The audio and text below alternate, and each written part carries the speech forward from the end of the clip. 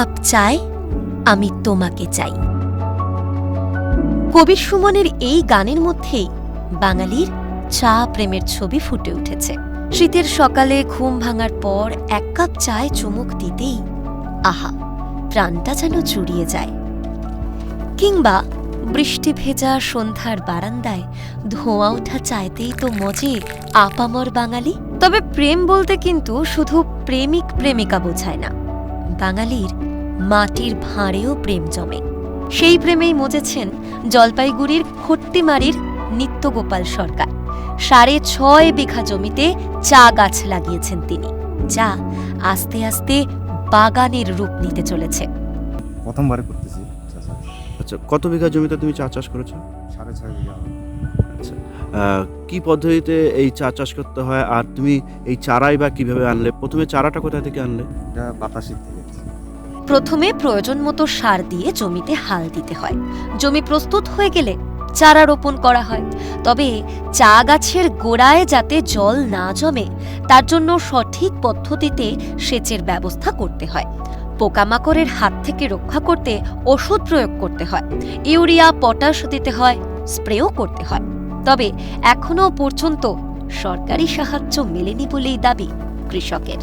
জমি হাল মারছি, হাল মারার পরে ইসে করা হচ্ছে, তারপরে প্লেন করা হলো, তারপরে চারা বসানো হলো। আচ্ছা, যখন জমি প্রস্তুত করছিলে তখন কি গোবর সার বা অন্য কোনো সার দিয়েছিলে? এটা লেবারের ছিল, লেবার দিয়ে বানাইছি। তারপর এই গাছ কতদিন হলো এটা বুনেছো? এটা ৬ মাস হয়। জলের কি ব্যবস্থা করো? জল তো ওই যে সামনে নদী আছে, নদীর থেকে জল দিই। আচ্ছা, এমনি এখনো পর্যন্ত সরকারি কোনো সাহায্য পাওনি? না, ইউরিয়া পটাশ আর এমনি পোকা টোকার জন্য লাগে, ওটার জন্য। নিত্যগোপাল জানান, চা হতে প্রায় বছর খানেক সময় লাগবে, তারপর চা পাতা তোলা যাবে। যে পদ্ধতিতে চা চাষ করছেন তাতে অল্প সময় লাভের মুখ দেখবেন বলে আশাবাদী কৃষকরা। পাতা তো অনেকে ১ বছর ১.৫ বছরও তুলে, কিন্তু সেরকম তো আসে না। এটা যখন মনে করো ৪-৫ বছর হবে তখন পাতা পাওয়া যাবে। এগুলো ওই যে চা পাতার ফল ফলে, এটা চা পাতার ফল মানে প্রতিটা গাছেই হয়? প্রত্যেকটা গাছেরই হয়।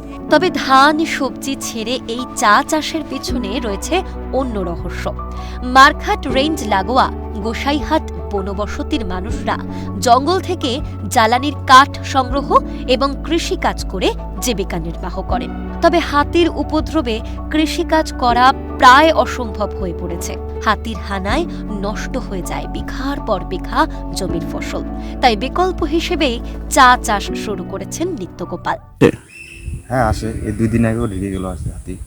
এমনি বেড়াটারা ভাঙে, গাছ টাছ পাড়া ঠিক হয় না, ওগুলো সে অন্য চারা নতুন করে লাগাইতে হয়। আচ্ছা, তো এবার চারা কি করে নতুন করে লাগাবেন? চারা নিয়ে আসবে আবার? হ্যাঁ, চারা আনা আছে, আচ্ছা, স্টকে আছে, ওইখান থেকে নিয়ে আসবো, লাগাবো।